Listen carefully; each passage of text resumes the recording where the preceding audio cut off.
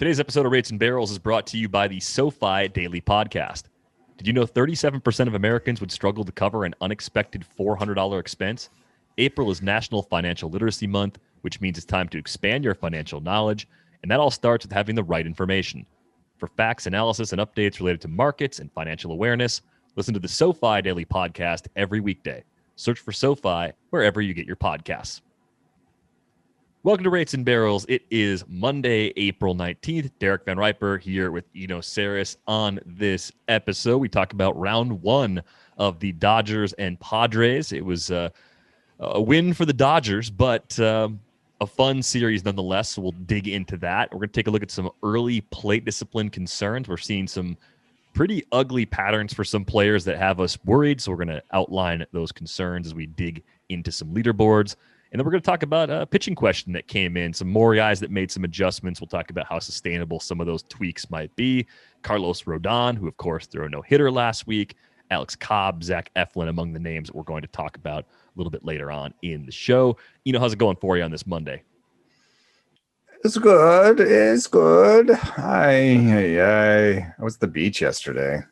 I could still be at the beach. It's hard to beat that.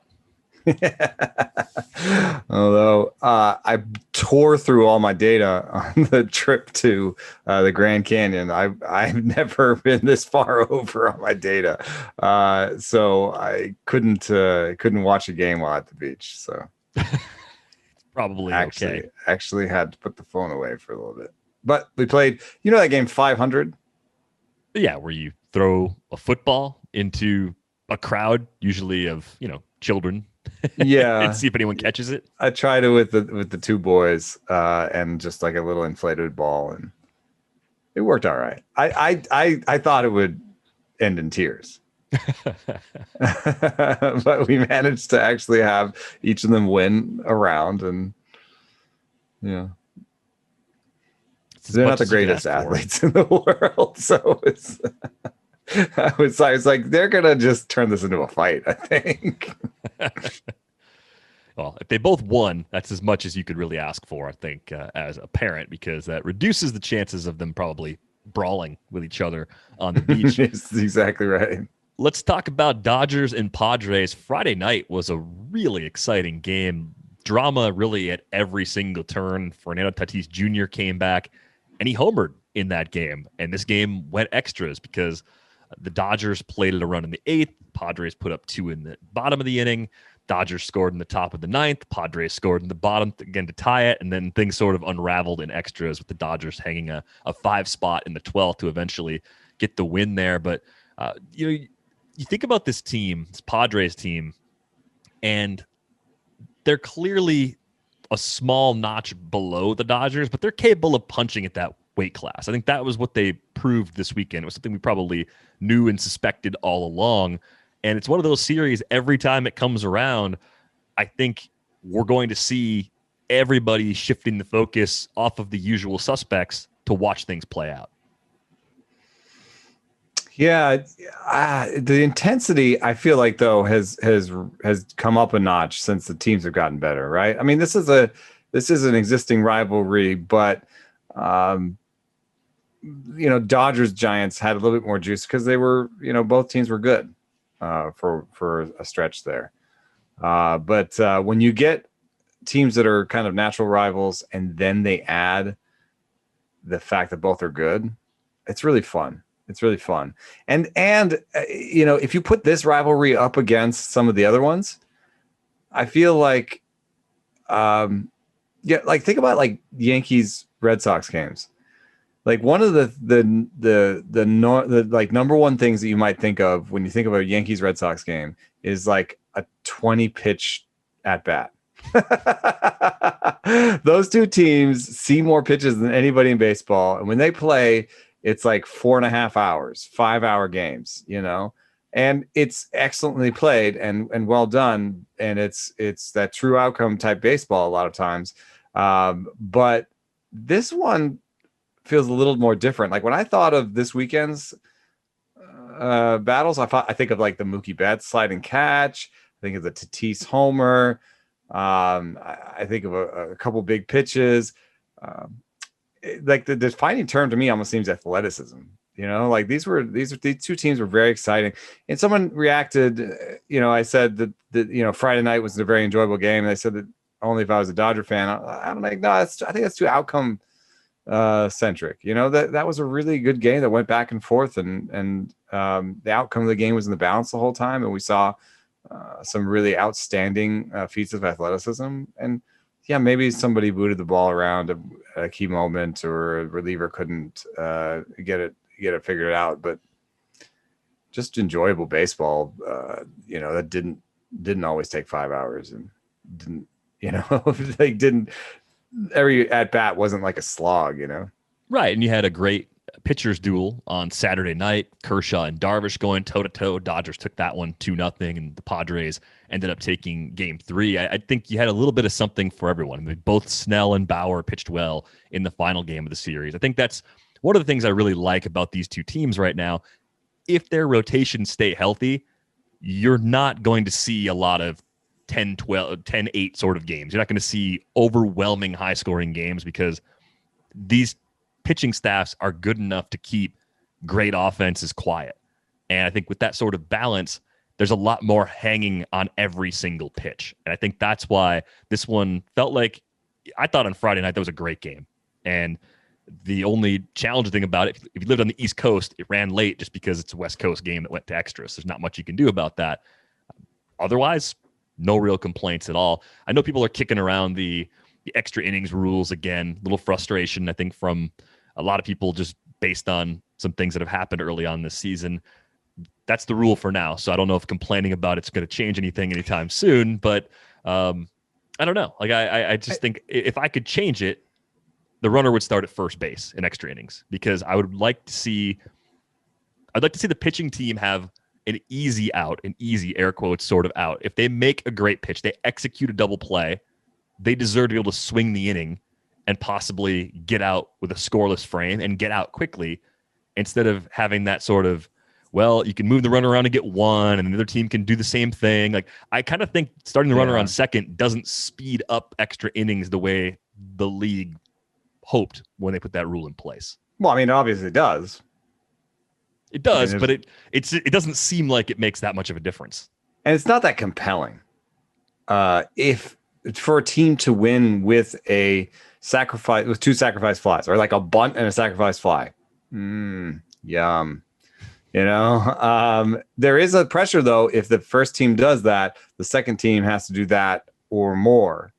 So there's and definitely it's working in terms of games are going shorter. We're not seeing these 20 inning long games anymore with this when this is implemented. So it's working in that regard.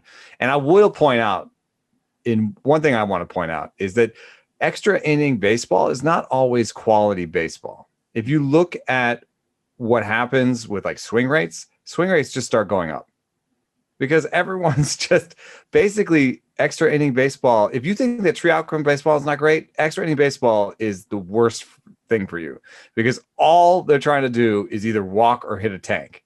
I mean, that's like, it seems like everybody is just taking these wild, huge ass swings and trying to end the game with one swing. You know what I mean? Mm-hmm. And then pitchers are taking advantage of that. They know that everybody's in swing mode. And so they don't necessarily pitch towards the zone. I don't know. I've seen some 18th innings that were not compelling baseball, I have to say. And I think the biggest complaint you could have about Friday night's game is that the Padres essentially ran out of pitchers. Jake Cronenworth was pitching at the end of that game. And if you have a competitive game and you have to throw position players, that's not an ideal outcome. Even though I know Cronenworth, was a two-way player in college and has a little bit of that, but it just doesn't bode well long term if that happens often. I'm not worried about that being a thing that's going to happen a lot with the current rules, but that was one of the disappointing things, if there was anything disappointing about the series. Yeah, and it happened again today. I think that position players pitching has worn off on me. With I'm kind of coming around to disliking it. Like, at first it was so novel and so interesting. You're like, ooh, Pablo Sandoval's pitching. That's funny. But now I'm like, kind of like, okay, Yermin Mercedes and Danny Mendick were pitching today. what is that like? How do I feel about that? Because Giolito was taken out. They let him pitch like a 40 inning first inning, 40 pitch first inning, and then like he had went to 20 more pitches in the second inning before they took him out. And I don't know if I'm arguing for them to leave him in that situation. He seems like, you don't want to leave him in. He could be hurt, so I don't want that to happen. But at the same time, having two position players play a pitch by the seventh inning in a game that was still doable. I think it was 6 runs at the time, maybe 7. Yeah. Maybe you should just forfeit. Yeah, I saw that going around. I think it was Jason Masterdonato was tweeting about that. Have a white flag. Have an option to punt on a game after 6 or 7 innings if you don't want to throw any more pitchers out there that are actually pitchers. And that's more or less what you're doing. You're just trying to get through the inning, and maybe if you catch lightning in a bottle, you can get back into it in the next frame. But think about the paying customers though too, right? Yeah, and that novelty has worn off as more and more teams have done that in those situations. The little bit of novelty we used to have when it would happen. Well, the novelty's run out, but also think about someone who's paid for what they think is a 7 or 9 inning game. They want to maybe just, even if it's not a good game, maybe if it's a blowout, people stick around in blowouts, right? There's some people still there. I mean, if you think about it as you just wave the flag, you're just like, okay, no more concessions. From a business standpoint, no more concessions being sold, none of that. And from a fan standpoint, it's like, oh, okay, I guess I go home now. You know what I mean? It's like spring training game. A weird ending. Yeah, it would make a regular season ending. It would make a regular season game feel like a spring training game. You just feel like, oh, so we can just decide when things are over now. Okay, I guess I'll go home. Yeah, no, I'm not actually arguing for the white flag. I think it's just days like today, the Patriots Day game between the Red Sox and the White Sox is one of those days you're like, wow, I wish there was a way to get through this without having the position players pitch. But here we are. I guess if that's our biggest problem, well, at least we got baseball back and we got a full season of baseball here in 2021. It does give all of the fans who think that they could pitch in the major leagues some hope. Yeah, I could throw 65 like Danny Mendick. I could throw 47. He was throwing knucklers up there, wasn't he? Yeah, he actually looked pretty good. And Yermin had some command of his 76 mile an hour heater. He thinks he can touch 94 if he gets to pitch in the game again, which would be I think apparently Tony told him not to air it out. Well, I guess that's just like when pitchers hit. We're just hoping don't get hurt. The last thing you want is a key hitter to get hurt pitching in a blowout game. That's a bad scenario too. So I think that's part of where my frustration comes from, is just wanting the best players to stay healthy and be out there the next day. But Dodgers-Padres, a great series in round 1. Oh, to your point about the pitching staff too, best runs allowed in the major leagues this year, Giants number 1. Usually that's at least somewhat park-aided. Mets number 2. That's pretty exciting, but they're struggling to score a little bit. And then Dodgers, Padres, Indians, Brewers, and Blue Jays. That's the biggest surprise for me, the Blue Jays being in that conversation, because you mentioned the Giants with the park factors. Okay, I can wrap my head around that happening, especially for any 15-game stretch. I think with the injuries the Jays have dealt with, especially, I wouldn't have projected them anywhere near the top 10. So that to me is something I would not have expected at all. Yeah, and if you do the qualified leaderboard, they only have Ryu and Matz, and I think Matz is single-handedly one of the bigger surprises, perhaps flukes, but also maybe just a well-coached turnaround. But they've also had their injury problems. So like Merriweather right now, Julian Merriweather's on the DL. Tyler Chatwood is on the DL. Jordan Romano is on the DL. So they're going to be tested right now. Yeah, Matt's, I mean, let's just pull on that thread a little bit. How real could this possibly be? Big difference when you look at the underlying numbers. Homers have been a problem for him throughout his career. His home run rate this season is about a third of what it's been in his career. So, that's skills growth on a small sample. air quotes again. But look, he's not walking guys. K rate's decent. The batting average on balls in play, which doesn't mean a lot, down at 190. So he's been very fortunate for balls in play so far as well. But okay, so what's different? Is anything different about Matz in the pitch mix, in the velocity? I always thought of him as a guy that really didn't have a consistent third pitch, and that's why I always thought he was destined to finish with a low 4s ERA, kind of a league average whip. When he's good, he's really good. When he's bad, he's really bad. Just an extremely volatile back end sort of starter that maybe plays up a bit in fantasy because of some swing and miss in his arsenal.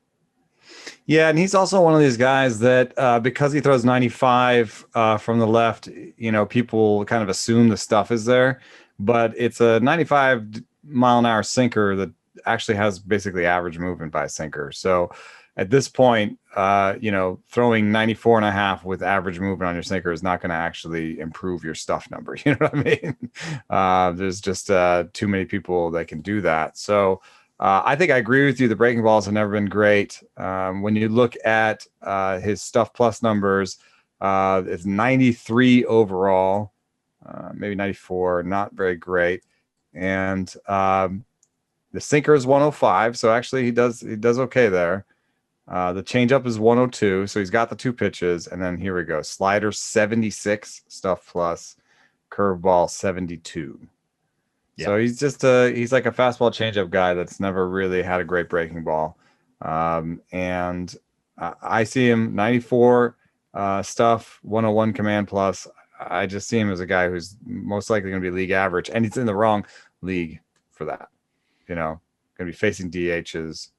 As the weather warms, I see that home run rate tripling, perhaps. So I am not a believer. I mean, the good news here, he's healthy to begin the season, too. That's been part of the story with Steven Matz. A lot of missed time due to injuries. So at least he's got that working for him right now. If that stays, then maybe he ends up getting back to, his previous career best, for like a full season, 3.40 ERA, 121 WHIP. I don't think you can expect that, especially in the AL East. Next best season was 397 and 125.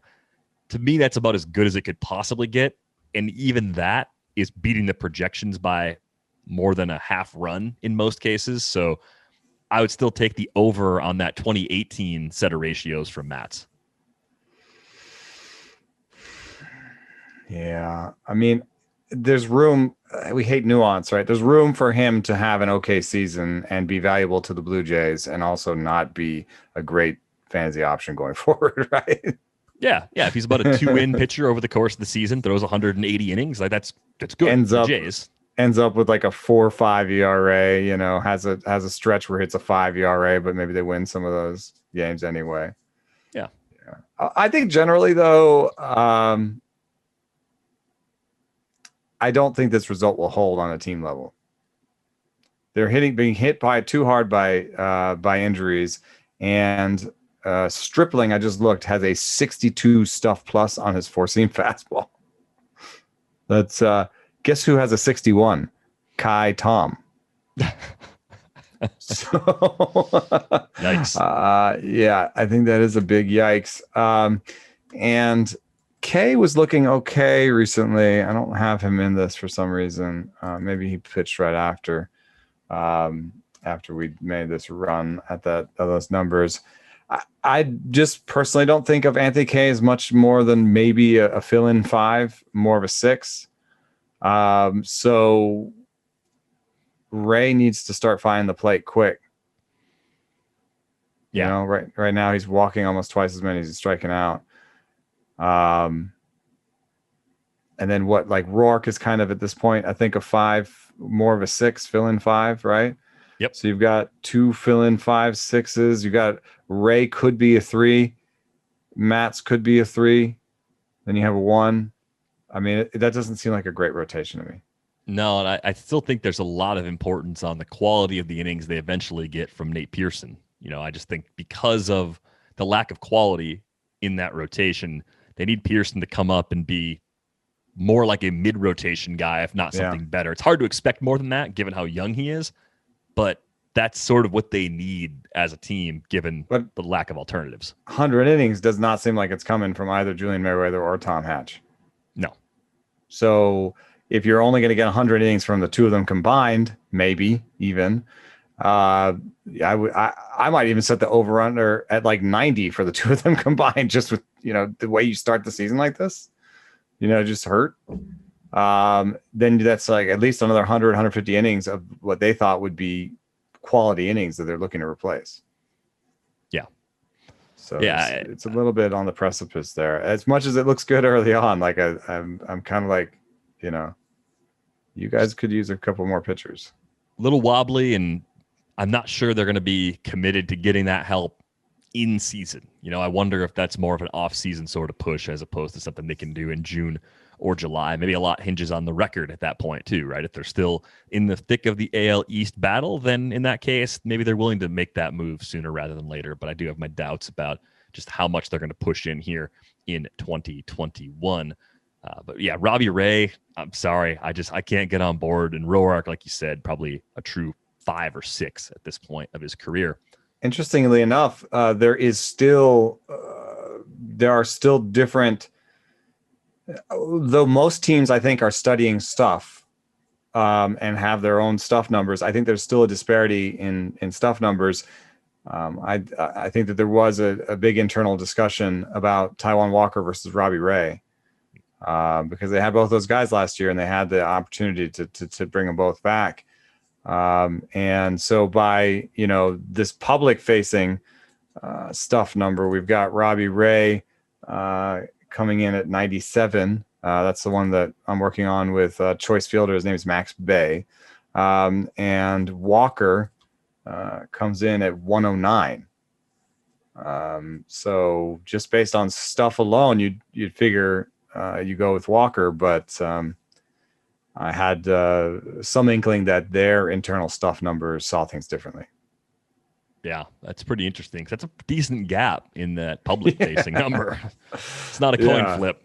And it seems to kind of line up with Walker doing well so far and Ray not. But, I didn't even get to the command number, which favors Walker. Yeah, unfortunately, it just has to. I don't even have to get it. I mean, I can get it out if you want. It might actually be pretty hilarious. Let me see here. Ray at one point was one of the worst. I'm going to guess he's in the low to mid 80s. Yeah, I'm going to guess 83. Yeah. Yeah, nice. Oh, 94. Oh, he's improved it, even though he's walking 8 per 9. How is that possible? He used to be in the 80s. Walker 104 command plus. So I mean, by these numbers, you go with Walker, and it seems to have been working out for the Mets. Yeah, so far so good, at least as far as the Mets adding Taijuan Walker, one of the nice early season surprises to this point. Look, no one's perfect. Even the best baseball players strike out with the bases loaded. The best golfers sometimes 3-putt with the tournament on the line. So if you feel like you come up short in the bedroom sometimes, it's perfectly okay. And if it's bothering you, there are options. Go to GetRoman.com/rates now. With Roman, you can get a free online evaluation and ongoing care for ED, all from the comfort and privacy of your home. A U.S. licensed healthcare professional will work with you to find the best treatment plan, and if medication is appropriate, it ships to you free with 2-day shipping. The whole process is straightforward and discreet. And getting started is simple. Just go to GetRoman.com/rates and complete an online visit. Take care of your ED without leaving home. Complete an online visit today to connect with a doctor and take care of it. Go to GetRoman.com/rates now to get $15 off your first month. Look, there's a straightforward way to take care of your ED. GetRoman.com/rates. Get started now to save $15 on your first month of treatment. We're all trying to eat better, but healthy breakfast doesn't have to be boring. Magic Spoon has the amazing flavors you love, but without all the bad stuff. 0 grams of sugar, 13 to 14 grams of protein, and only 4 net grams of carbs in each serving, and only 140 calories in each serving. It's keto-friendly, gluten-free, grain-free, soy-free, low-carb, and GMO-free. And we've got exciting news. Magic Spoon has released a super delicious new flavor, Birthday Cake. Birthday Cake Magic Spoon will be available in a special 5-pack for a limited time only, so get it while you can, or build your own box. Available flavors to build your very own custom bundle are cocoa, fruity, frosted, peanut butter, and cinnamon. Go to magicspoon.com/rates to grab the new birthday cake flavor or a custom bundle of cereal to try today. And be sure to use our promo code RATES at checkout to save $5 off your order. This offer is now good anywhere in the US or Canada, but only when you use our code at checkout. Magic Spoon is so confident in their product, it's backed with a 100% happiness guarantee. So if you don't like it for any reason, they'll refund your money, no questions asked. Remember, get your next delicious bowl of guilt-free cereal at magicspoon.com/rates and use the code RATES to save $5 off. Thank you, Magic Spoon, for sponsoring this episode. All right, let's get to some early season surprises on the plate discipline front. We're going to dig into some movers in terms of swinging at pitches outside the strike zone. Let's start with the negative. Now let's start with the positive. We need some good news. We're just talking about Robbie Ray not having command. We got a question about Victor Robles that came in, and I'll use any excuse to talk about Victor Robles, and I'm paraphrasing, but Yes, it was basically the question was, he's terrible and he's hitting lower in the order. Are you worried? And naturally, I wanted to look at some of the underlying numbers and see if anything was wrong. There's some good news here. Even though he's hitting lower in the order, a lot of times against righties especially, he's going to be bottom third of the order. Against lefties, he can move up and maybe lead off. So I wouldn't worry too much about the lineup placement. That's going to be fluid. But we are seeing a slightly lower K rate, 24.5%, compared to where he was at last year at 28%. And he's walking more than ever. 12.2% walk rate early on here for Robles. No power yet. Does have a stolen base. Was caught once. Counting stats haven't been good. Nats, of course, did miss a couple games early in the season, so they're a little behind schedule as a result of that. But the underlying numbers, swing percentage, Victor Robles has the second biggest improvement among hitters with at least 20 plate appearances this season. 14.2% improvement from where he was. So he's not chasing pitches outside the zone. And that to me means a lot for a guy whose plate discipline was definitely a problem last year and wasn't necessarily great even when he played well back in 2019. Yeah, I think he's, Britt was talking about how he kind of came muscled up and wanted to be Juan Soto. And I think he's actually doing a much better Juan Soto impersonation this year without the power, of course, but just in terms of a 367 OBP, I think if you're the Nationals, you're happy with the way it started out for Robles, because this is what you think he can do more, right? Have the lowest swinging strike rate of your career, have the highest walk rate of your career, and maybe at the end of the season only have 10 homers. I think that outcome is better than you swinging for the fences and having a 65 WRC plus. Just look at WRC plus, 90 WRC plus. If he can run a 90 WRC plus out there, then with the defense in center field, he's going to be a valuable player for them. If he's running a 65, then he's not so valuable. So I tend to think the defense is good. I tend to think that a 367 OBP is good, and that he'll keep running him out there, and that he's kind of a buy low in fantasy. Hey, your words, not mine. I wanted to run it by someone else because my bias precludes me from providing analysis about Victor Robles. But again, I've got him almost everywhere, so I can't buy low. It's more of a hold for me. But if you're not in a league with me, I think Eno's on point here. I think this is a overall good underlying number so to start for a guy that kind of needed something to fall back on, given that the surface numbers haven't been good so far. And for the most part, I would say that this list is an interesting early season way to find your buy lows, because if somebody is and we should provide the link, because this is a cool little tool that they have at Fangraphs, so you can compare season over season stats. But if you just compare reach rate over last year, these people that are on this list are seeing the plate much better. And swing rates are something that become more meaningful early on. And so if they're not swinging at balls and they just haven't hit a bunch of homers yet, the homers, that's the worst thing to look at. Isolated power, that's the worst thing to look at. That takes a full season to understand. A guy could go out and have a 3-homer game tomorrow and all of his stats would look completely different. So I tend to think that Omar Narváez, I don't know if he's actually buy low. He's actually performing well, but I believe, right? I think Stephen Piscotty, who's number 1 on this list, is actually a decent buy low, more of maybe an AL only type situation. But I think the power will come for him. Yuli Gurriel. If there's a reason for this person to be fringe, like injury or age, like Albert Pujols is number 4 on the list. I'm not telling you to go get Albert Pujols. I think Jared Walsh is in the middle of taking his job right now. Yeah, and I think once the outfield gets more crowded, that's when Pujols gets squeezed for sure. I think for now, Walsh can play a little more in the outfield just because they haven't brought up Adele or Brandon Marsh. But the other guy that caught my eye near the top of this list is Amed Rosario. And I'm curious to know, what do you think when a player is just swinging less in general? So swinging just 40% of the time for his career, Amed Rosario has swung 52.6% of the time. Outside the zone, though, he has his O swing under 30%. Usually he's right around 40. So when you see a guy swinging less overall, does that temper some of your enthusiasm about a reduced O swing percentage? It does, because I'd much rather see them take it all from O swing. So if you look at what Rosario has done, he's taken 12 points off of his swing percentage, but he's also taken something like 8 or 9 points off of his zone swing percentage and 13 points off his reach rate. So it's good that he's taken more off his reach rate than his zone swing, but it also means that he's only swinging at 57% of the pitches he sees in the zone, which is going to lead to strikeouts. Look at this. His called strike percentage is the highest he's seen. So if you look at call strikes as whiffs, this is an interesting way to look at call strikes as whiffs. You know what I mean? Because he's changing his plate discipline, but he's just shifting more to the called strikes than the swinging strikes. And if you look overall, he's got 32% called strikes and whiffs this year, and his career is 29%. So he hasn't really made an improvement. Well, I think you could use called strikes and whiffs almost within a player best to just see, oh yeah, he's just moving the strikes around a little bit.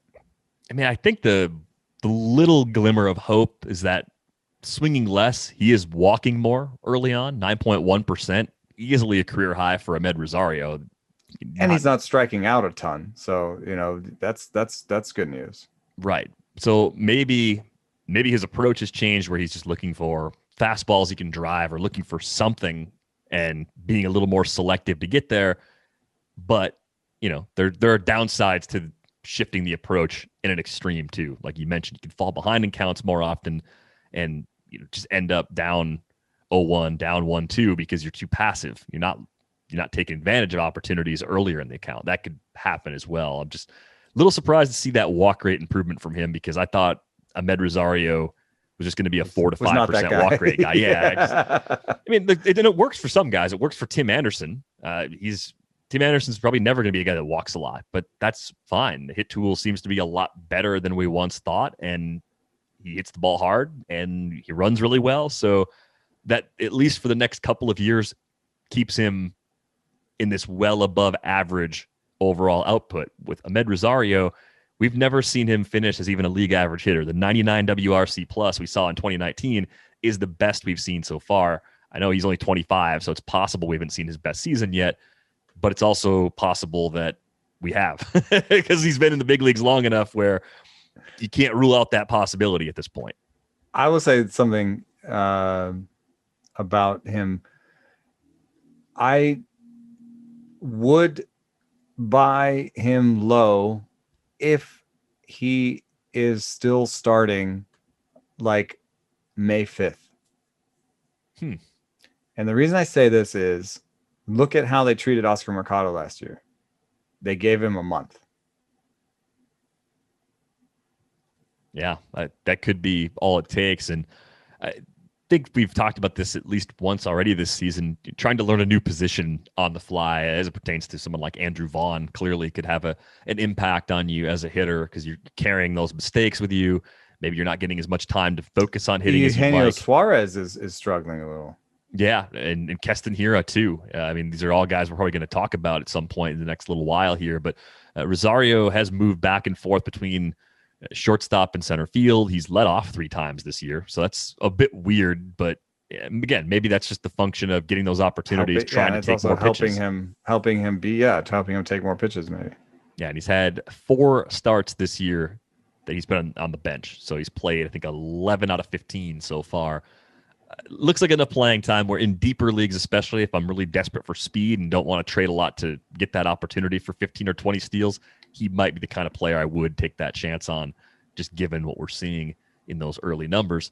The other name you mentioned, Omar Narváez, I think he just got back to being the guy that he was during his last season before he came to the Brewers. I mean, the thing that struck me about Narváez when I dug into him for a piece at that time was that he would show power to the pull side, and he would sort of adjust his approach in counts where he fell behind, and we'd see him go the opposite way.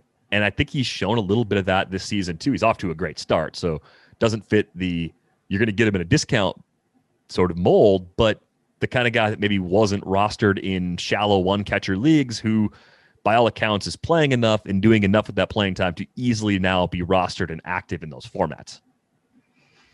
Yeah. And I think when you can, like, even with like a kind of a role player, like I'm looking at Colin Moran's page right now. And when I look at Omar Narváez and Colin Moran, when I look at their pages of like a kind of a guy who's surging early on, I know that none of these stats are really stabilized in the way that you're like, you would bank on them or whatever. But the stats with the most signal in them are swing rates, and we're starting to get close to something where barrel rates and max EV matter, because Colin Moran has 37 batted ball events at 50. You sort of talk about it being stabilized. That doesn't mean that 50, it magically means everything. And at 37, it magically means nothing, right? It means that we're on a continuum where we're getting closer to these being meaningful. Moran's got the best barrel rate of his career and the best reach rate of his career, best walk rate coming out of that. So, while I don't necessarily believe the batting average, I think the rest of it for Moran looks like, it also looks like then you have to look at, like you did with Rosario in terms of how many starts they get and like what their playing time looks like. Right. And I think for both of these guys, in Narváez and Moran, they're playing. There's no obvious person to take their job from them. Their swing rates and their batted ball stats from StatCast look good. So I think that's like 2 thumbs up, right? I mean, what else can you do? Yeah, Colin Moran is probably a player that I underestimated a little bit coming off the shortened season. I would agree with you. There's not really anybody who's coming up to take that job. Other thing that he's changed, too, he's putting a lot of balls in the air. Last season, even though he was hitting the ball hard, he had a 56.3% ground ball rate, actually the highest of his career, while he was having a career best 472 slugging percentage. Very odd sort of combination. But a 27% ground ball rate through 16 games. So doing what he needs to do to get to that power more often early on, and right in the heart of that Pittsburgh lineup. Sure, they're not going to score that many runs, but he's going to be in the thick of things when they do. Yeah. And for what it's worth, like launch angle is really interesting. It's funny that barrels works out as being such a good stat, because I think that pitchers have a good effect on launch, like a good amount of effect on launch angle. If you think about where they throw the ball, it has a big deal. Like a high balls go for high angles and low balls go for low angles. So there's a lot of pitcher control over launch angle. But barrels are still like a really effective stat. And if we looked at Moran last year, we should have seen in a small sample, but in a sample that's good enough, 127 batted balls. He had the best barrel rate of his career, the best max EV of his career, even his best average exit velocity, even if that's not the greatest stat to use. Like, maybe we should have seen it coming. One last player from the risers, players that are doing well, reaching less, Cedric Mullins. A 355, 412, 516 line through 16 games. Okay, yeah, that's not going to continue. I happened to see the one home run that he hit, crushed one at Yankee Stadium. He's a guy that gave up switch hitting, so I think that's kind of interesting just because focusing more on one swing, that makes life just a little bit easier. They've got every reason to see what he can do as a hitter. We've seen decent plate discipline overall during parts of 4 seasons now that he's been in the big leagues. So 21.4% K rate's not bad for your first 500 plate appearances, 7.2% walk rate, walking enough. Obviously, we like the park in Baltimore for hitters. Nothing's changed there. And he runs a little bit. So I'm just curious, as you look at the early season numbers for Cedric Mullins, where do you think we go from here? Do you think we're talking about a guy that gets to the dozen or so home runs that the more optimistic projections have for him in 2021? And do we see him possibly get on base enough to rack up close to 20 steals?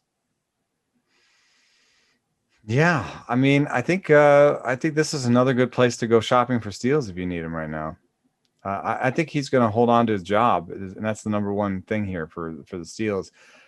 As for the homers, I don't know. You see he has some really interesting up and down in the power numbers and in his walk numbers in the minor leagues. So maybe we should have seen this plate discipline was part of the package. Like he could lay off some of those pitches outside of the zone, and he's doing it. So I believe it. The power, I just don't necessarily see it when I look at his StatCast numbers. You know what I mean? Like career 2.3% barrel rate and 341 batted ball events. So I think maybe sort of 8 to 10. Yeah, I guess the thing that gives me a little bit of hope, though, look at the hard hit rate. I mean, the hard hit rate's been decent. Well, it's just wonky, dude, this year. Yeah. The balls, all the balls are going faster. You know, I guess 43.5% right now is not 43.5% a couple of years ago. I don't think so. And if you just look at his average EV, it's gone up from 88.6 to 89.9. That's about the jump that you've seen in the league. So maybe 43% is last year's 32%. Maybe his hard hit rate hasn't actually functionally changed. Well, hey, at least he's not going the other direction, but on the radar because the O-swing percentage down more than 10 percentage points here in the early going. Let's do this real quick. So, leaderboards on Savant. We're going to exit velocity, but we're going to do hard hit rate. Let's make sure Mullins is on it. Mullins is 56th out of 142. Okay, you do that math. 56 out of 142. A little better than middle. So above, was that 60th percentile roughly? And let me, so you think that's around 60th percentile? I'm just concentrating on trying to get this other leaderboard up. Yeah, so it's 61st percentile, I believe. Okay, and then last year he was 3. No, I haven't sorted it right yet. Hold on. Hard hit rate. Oh, Tatis was number 1 in hard hit rate last year. This is how the sausage is made, folks. Yeah, Mullins 310 out of 438. Okay, so he's had an improvement. Yeah, it's a decent jump. That's about 30th percentile. Yeah. All right, so he's probably hitting the ball a little bit harder. Yeah. All right, there it is. We're in on Cedric Mullins. We're in on Cedric Mullins. Had to double check the math to make sure it wasn't just the ball being different. Well, it's an important thing to keep in mind, and percentiles I think are a good way to kind of. I think it's still instructive to do that in front of people because it's still like what people should do. If they see, like, let's say you see a guy who has like a 5% increase in hard hit rate, maybe that's just all the ball. Could be, and would be disappointing to trade for that player or pick up that player and then find that out weeks later. Yeah, right. Yeah, it's just the ball the entire time. Yeah, you don't want that to happen. We are going to hit the negative side of this in just a moment. So if you have these players, I have a solution for you. If you're stressed out and you can't relax, take an Eagle Moon Hemp CBD gummy to unwind. Use the code ATHLETIC for 30% off CBD site-wide at eaglemoonhemp.com/shop. They already have the best prices online and in stores. And trust me, you don't want to miss out on these discounts. That's 30% off site-wide at eaglemoonhemp.com/shop. All Eagle Moon Hemp products are vegan, low sugar, use organic practices, and are made from award-winning crop. And just in case you didn't know, CBD is not marijuana. It does not get you high. CBD may help to relieve pain and nausea and may help to reduce seizures, anxiety, and depression. Get 30% off all CBD products site-wide at eaglemoonhemp.com with the promo code ATHLETIC. Their products are pure, proven, lab-tested, and superior to other CBD on the market. And the best part is they're way less in price. Throw in the discount code, and you're practically getting a product for free. That's eaglemoonhemp.com with the promo code ATHLETIC. Try them out while winning free products. Just go to their Facebook page and leave a review or follow them on Instagram. A winner is chosen each week and sent a free product. Check them out and let us know how you like them. That's eaglemoonhemp.com with the promo code ATHLETIC. All right, you could be the bearer of bad news as you look at the opposite end of this leaderboard, the reach rates that have spiked the most early on. Who are you most concerned about going forward? Carlos Santana? Yeah, that's a guy that shouldn't be reaching. He's never done this before. At his best, he's very patient, does damage, low, usually a low average, but a great OBP. And then the power is there to show for it. And so far, it hasn't been there.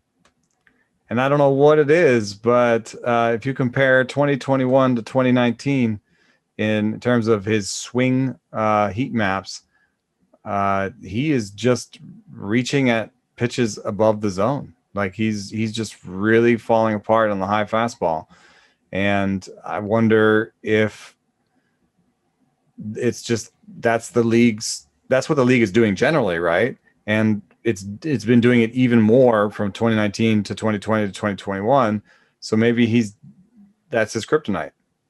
Maybe we found something that he can't deal with that well, and that can be all someone wrote, at 35 years old. You had a piece, I think, either last year or 2 years ago now, talking about players who had changed teams being more aggressive, right? That was a piece that you had. And Kansas City's new to him, even though AL Central, he's been in Cleveland for most of his career. But yeah, the swing rate overall, 46.2%. Carlos Santana has never swung this much in his entire career in general. And 24.1% for the O swing, easily the highest of his career. Normally tops out around 20%. The last time he got to 20%, his 1 year in Philadelphia. That's right. I was going to say it. Yep. Oh, man. Comfort level. He's just trying to impress everybody, trying to hit a 5-run home run every time he steps in. It's interesting because the team's doing decent. Oh, they're in first even. April standings are fun. I don't even look at them. That's why I'm like, oh, they're in first. But they're also scoring 4.4 runs a game, which is top third and puts them on par with like the Brewers. That's the wrong league. The Mariners and the Athletics. They're ahead of the Mariners and Athletics in terms of runs scored. They haven't had Mondesi. Maybe I don't know. Maybe Mondesi comes back. Maybe the team continues to go and Santana just calms down. I mean, you'd think that he would regress to every other year in his career when it comes to excellent plate discipline, Yeah, and the weird thing is he's still walking a ton, a 16.9% walk rate. The K rate hasn't gone completely off the charts. 18.6% is high for him, but I mean, it's not alarming to see that, right? So I think part of the problem too is you look at Carlos Santana, obviously at this stage of his career, especially doesn't run well. He is pulling the ball more than ever. So he's going to be a low average on balls in play guy at this stage of his career for sure. So there's that too. Like the batting average drain is real, and that's not changing. I don't think you drafted him expecting anything close to that 281 that happened in 2019. I can't really walk anyone through how that actually happened for a full season, but it did. Yeah, he's going to hit 220, 230 probably in the best case scenario. The projection good OBP guy though. Yeah, OBP is more like passable. So if you're in an OBP league and you're just trying to get an accumulator on the cheap, sure, you could do that. But I think we're seeing the signs of a player who is in the twilight of his career. This is not shocking for a guy who's 35 years old. Yeah. But the guy that I'm really worried about, and it's because I'm a Brewers fan, but it's also because we've talked about him before, and we wondered if the problem he had in the past was something he might be able to correct over the course of an offseason by changing up his swing. It's Keston Hiura. I mean, the surface numbers are miserable. If you got Keston Hiura on your team, or if you've watched Brewers games and have seen him, he just doesn't look like the guy we saw in 2019, and he's not getting to the power quite the way that he was in the shortened season either. So I don't know. I mean, I'm panicking in part because I root for the team he plays for, but I'm also panicking because I think the underlying flaws we're seeing with his swing rate being as high as it is right now, he seems like he needs to go to AAA and press reset because he's still chasing pitches above the zone and he's just not going to catch up to those pitches. Yeah, it's just his contact rate heat map is no good. If you look at his contact rate, it's just solid blue across the top of the zone, even probably the top third of the zone, I would say, and actually kind of the top half of the zone. And he makes his best contact low and in, and you know that's his bread and butter. But right now, where the pitches are going is anywhere but low and in. You know, if you just look at his pitch percentage heat map, it's all low and away and up and in. And it just seems to be, you know, if you look at the fastball heat map this year, they're throwing it way above the zone. They almost don't even, like a four seam in the zone, he sees only way outside, but everything else just above the zone. They're just picking apart that hole. And if he starts thinking about it too much, you start looking at what he's doing against breaking balls, and they're throwing that one off the plate away, and he's reaching on those. So he's just stuck in between, and I don't know, man. I don't see a way out. I see AAA in his future. I mean, among qualified hitters, Keston Hiura has the second worst zone contact percentage in the league. And when he came in, he was in the 76% range. And you can live there. You can live at 76% when you do damage the way Hiura does. That's perfectly fine for a zone contact rate. But when you're living in the Javier Báez portion of that list, you're broken. Like, you're at the extreme end of swinging and missing. I think sliders just ate him up. JT Brubaker, if I remember this plate appearance correctly, there was a weekend matchup against JT Brubaker. Brubaker threw him 3 straight sliders, and Keston Hiura struck out in about 25 seconds. It was painful. And I think we're going to see our guy, Daniel Vogelbach, get some run at first base for a little while. Once the minor league season starts, if Keston Hiura is still struggling anywhere near as much as he's struggling right now, he's going to see time back at AAA this year. And that's really disappointing for a player that was still an early middle round guy, right? Round 6, round 7 type pick. He wasn't a top 50 guy, but he was still in that 60 to 90 range in a lot of leagues. So I'm definitely concerned, and I'm not necessarily buying low in redraft. Maybe I'd be buying low in long-term. Keeper in Dynasty, you know, it depends on how much of a discount I'm getting, but definitely concerned where I've got him in 2021. You know, organizationally, it might make sense to send him down because, from what I understand, Keston Hiura has, they all do. They all have their own batting coaches, but maybe there's been a little bit of a trouble getting through to him from the organizational standpoint that he's, had his own way of doing things.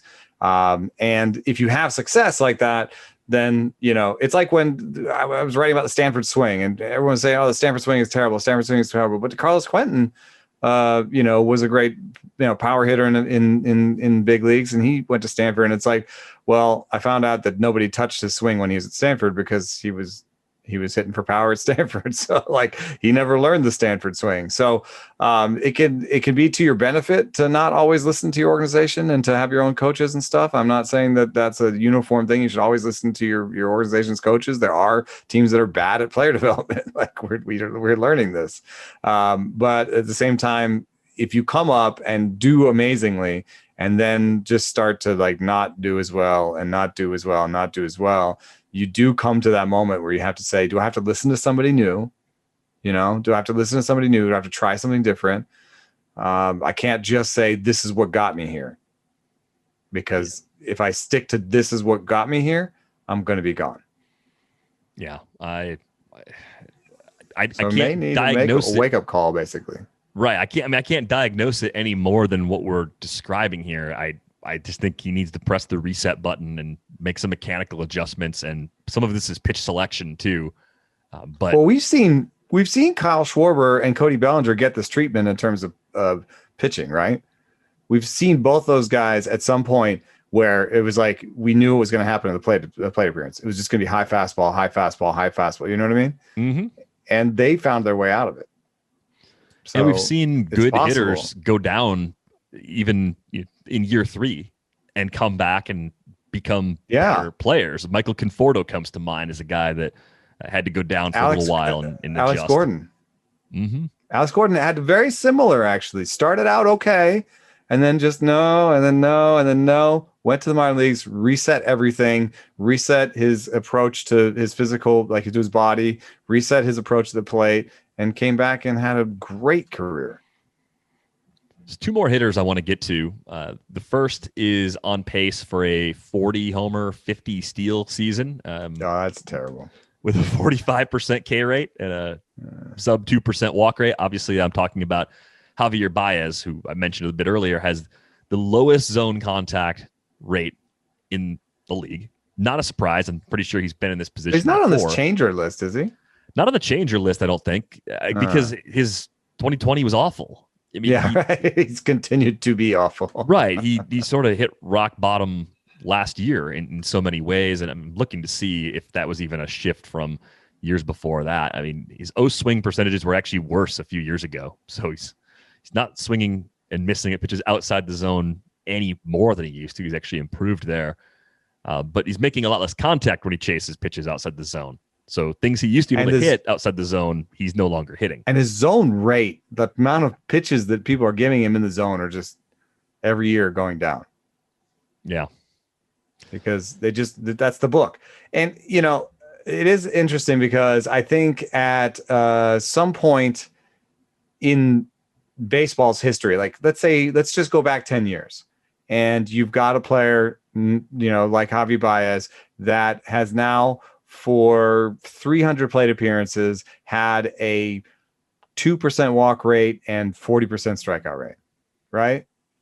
I think that player would no longer be playing. Yeah. And I have evidence for this. So I did, I looked at terrible plate discipline seasons in the past versus now.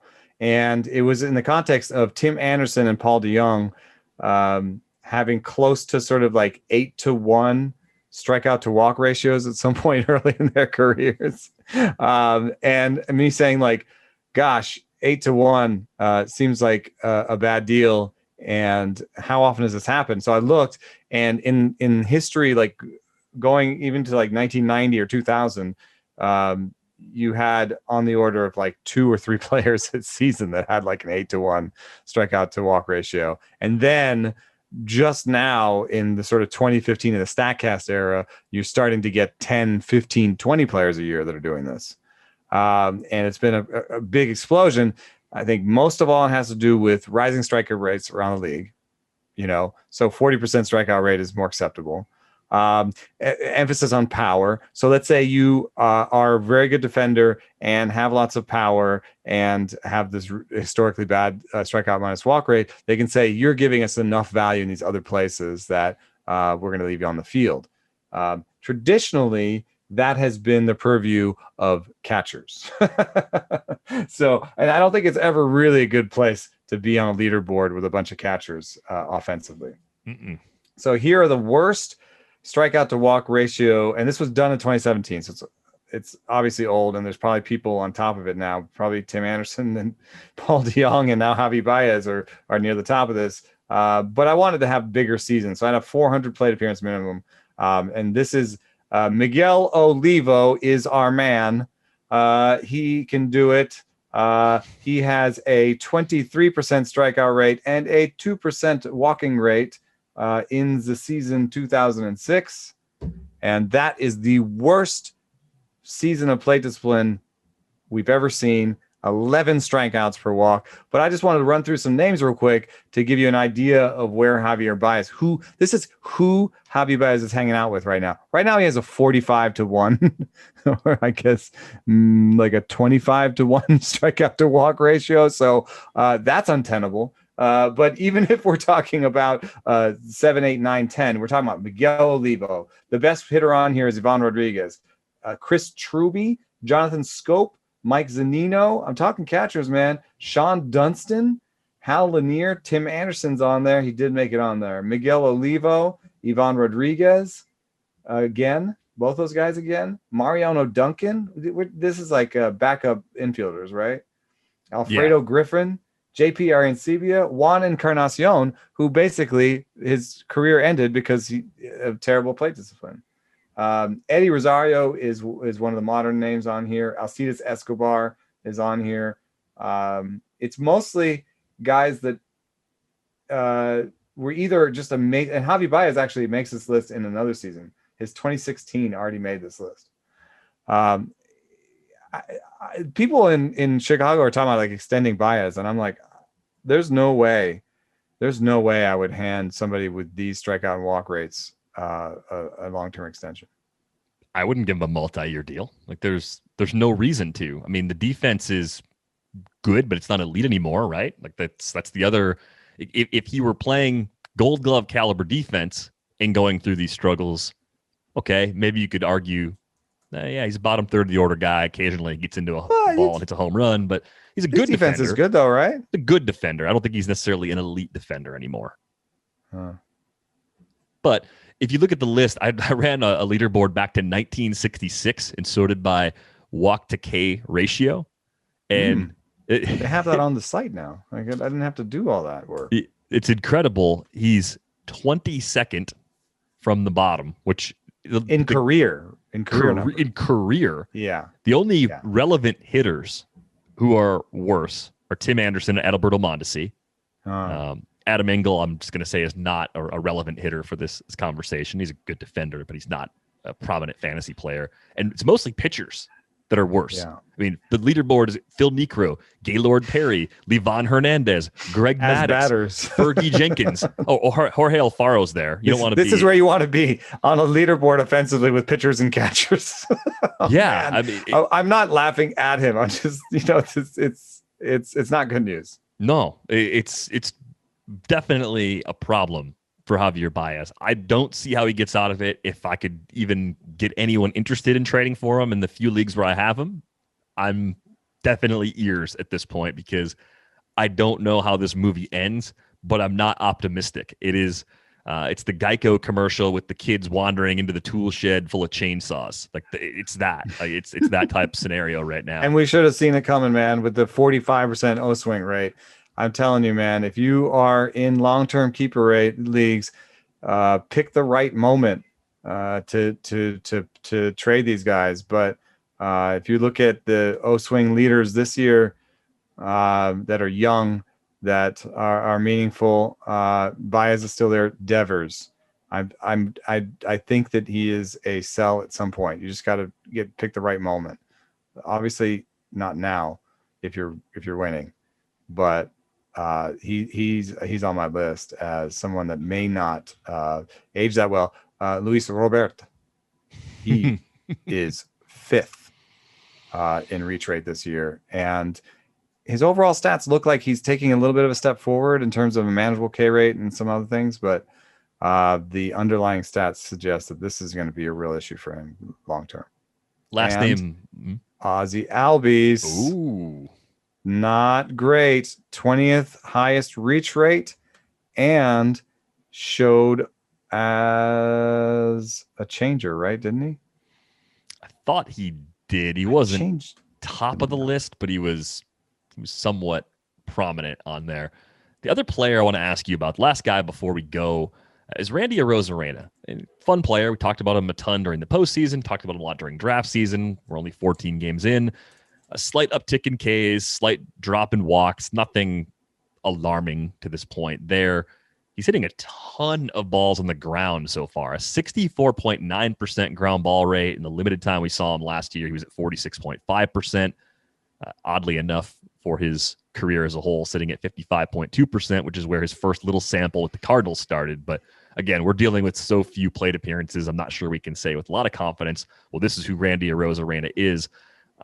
What do you make of what we're seeing so far? Because he's another guy where the swing percentages I thought would be a lot worse than they are, but they're really not bad. They're actually good. So this to me looks like a hold or possibly a target situation if you have someone willing to move him.